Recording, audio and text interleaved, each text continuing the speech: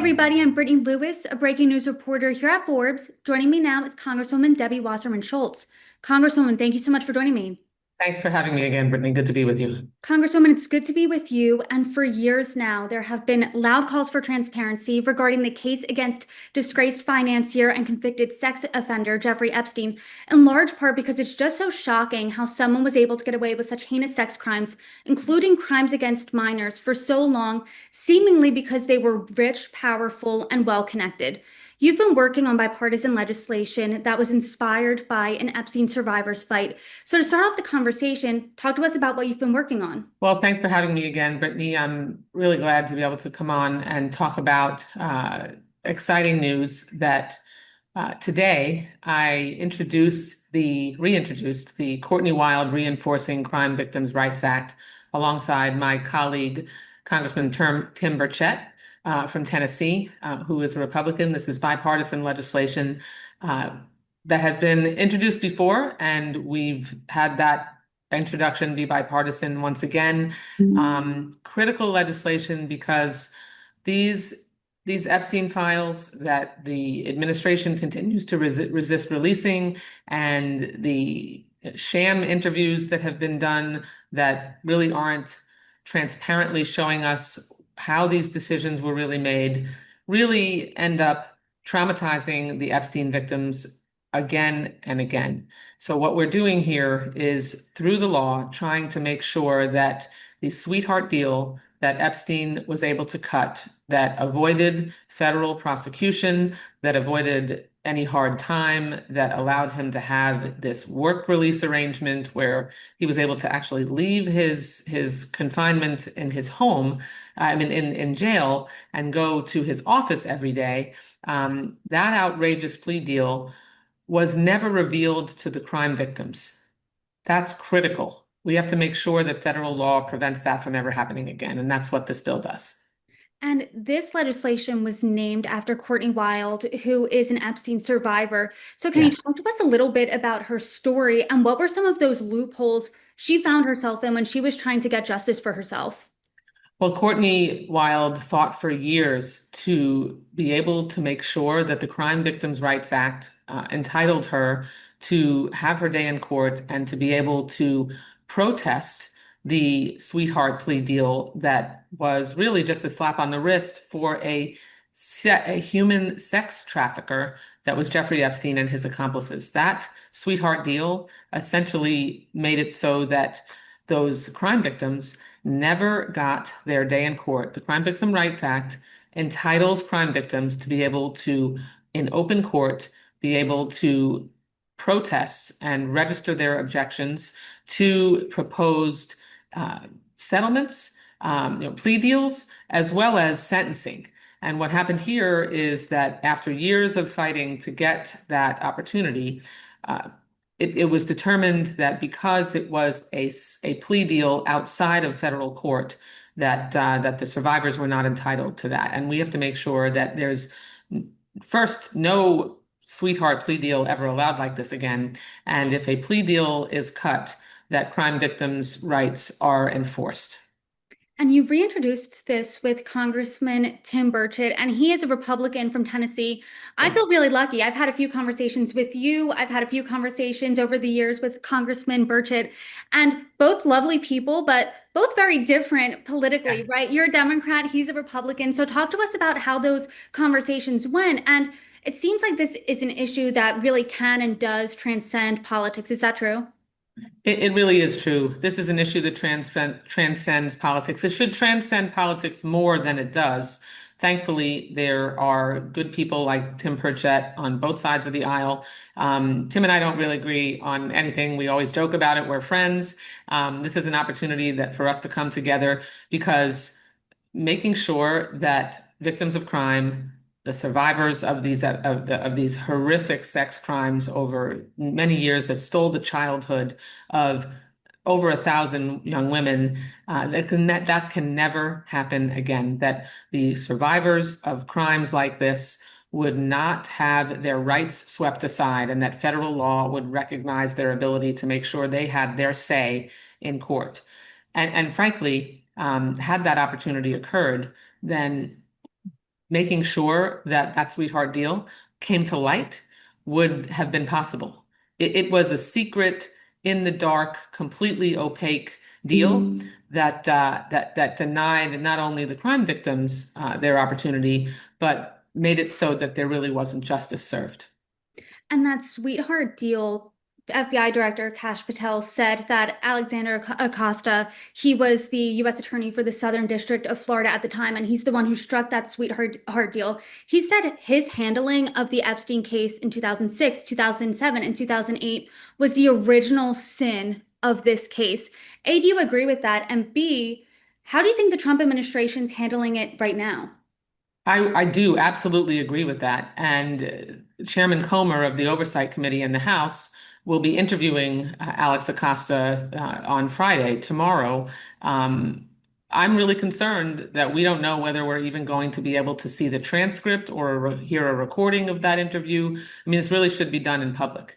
And that's the problem, is that right now, too many Republicans, including this administration, are covering up for the decisions that were made and we don't know who they're covering for, but the Epstein files need to all be released. The transcripts of interviews need to be released. This needs to be done in the open, because the only way that we're going to be able to, if we're all agreeing that no sweetheart in the dark of night plea deal should ever occur again like this one, then making sure that we talk about it and bring the evidence out into the open as to how it had happened is critical. And I think when you hear the details of how this sweetheart deal came together, as well as the details of the crimes that Jeffrey Epstein committed over the years, I mean, it's really just horrifying. Sunlight is obviously the best disinfectant. There Right. have been calls from both sides of the aisle for more transparency on this. If you were across from Alex Acosta tomorrow, what would you ask him? What do you think needs to be asked of him? A, and B, is there any way to hold him accountable today? Well, unfortunately, Donald Trump, when he would have had an opportunity to hold him accountable, instead made him his Secretary of Labor in his first term. So Alex Acosta has been part of a much larger cover-up, and that's why questioning him is so critical. I would want to know why it is, as the U.S. Attorney at the time, that he didn't ensure that he was able to bring these charges, felony charges, in federal court, make sure that Jeffrey Epstein and his accomplices were held accountable and prosecuted to the maximum extent of the law, instead of allowing the entire case to be transferred to state court and essentially house arrest and a conviction on a misdemeanor for horrific sex trafficking of over 1,000 women was what he got. That's I want to hear what he has to say about how he made these decisions, and that opportunity has never occurred. And again, sunlight is the best disinfectant, as you said, and making sure that we have transparency and discussion about this in the open, and an opportunity to review not just the files that have already been seen and made public, but all of the files is critical. And convicted sex offender and longtime Epstein associate Ghislaine Maxwell, she's arguing now that the Florida non-prosecution agreement made in that sweetheart deal means that she shouldn't have been convicted in 2021 in the first place. What do you make of that? She was a sex trafficker. She was convicted of sex trafficking, and she perjured herself on top of that. So there are plenty of crimes committed that she should be and was directly held accountable for. And it's deeply concerning that we can't get answers to questions as to who made the decision to transfer her to a country club prison instead of the one that she was in, that was more appropriate for, sex traffickers. At the end of the day, though, this is, Brittany, really about making sure that the survivors are able to finally get some measure of justice. I'm so grateful that I have a colleague, bipartisan colleague, to fight side by side with me to ensure that we can recenter this discussion and the conversation about this around the survivors of these crimes, and ensure they have some measure of justice and prevent this from ever happening again in the future. And speaking of survivors, I know survivors aren't a monolith, but with working with Courtney Wild and talking to her, hearing her story, I mean, what has she said that survivors want right now in regards to the Epstein case? Because it's been now almost 20 years. Right. I mean, all of them. And I've had an opportunity to not only speak with Courtney, but a couple of weeks ago, a number of the survivors who testified, behind closed doors at the Oversight Committee were able to talk with the Women's Caucus. And they know that obviously the opportunity for them to have direct justice under the Crime Victims' Rights Act and to have known about what this sweetheart deal plea agreement would include has passed. Their goal now, because every time this stuff comes back up, every news segment triggers the horror that they lived through, the physical torture, the taking advantage of their youth and the struggle and the stress that they went through. What they want to see happen is what this bill would accomplish, is to make sure that nothing like this that happened to them could ever happen to another person. And if are ever crimes like this committed, that the law enables those survivors to ensure they have their day in court and the opportunity to weigh in, and that the accused are able to be brought to justice, to real justice under federal law. And you are not new to this fight. You have been fighting for years now to get these records released. Do you Yes. think we're any closer to that happening, A? And B, what's your ultimate goal here? And do you think that Republicans and the Trump administration will let that happen? Well, the ultimate goal for all of us is to make sure that the survivors have some measure of justice. The key to that is the releasing of these files to have the transparency that the Crime Victims' Rights Act would have, being enforced properly, would have given them, to ensure that all of the details really come out, to know who it is that was responsible for enabling Jeffrey Epstein to victimize over 1,000 young women and to sex traffic those young women, and for it to go on for years covered up. The cover up needs to end. The full and complete transparent record needs to be out in the public so that we can examine it. So we can hold others accountable, and so that we can make sure that those survivors have some measure of justice. And the cover up is the biggest question hanging over this. As a lawmaker, do you have any insight into who exactly, is what the cover up is, who's being covered, what that looks like, any names?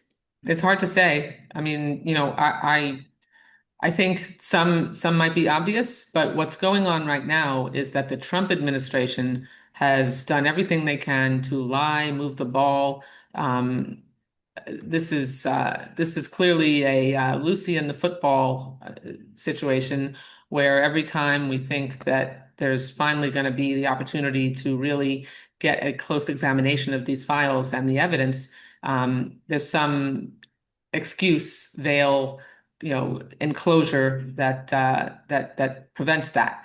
The Trump administration and Republicans in the House specifically are the key obstacle to making sure that justice can really prevail and that we can get a full accounting through the full release of the Epstein files, all of them, the good, bad, and the ugly. And that's all I'm interested in. I just want to make sure that anyone who was involved in these heinous crimes is revealed and able to be held to account to prevent it from happening again.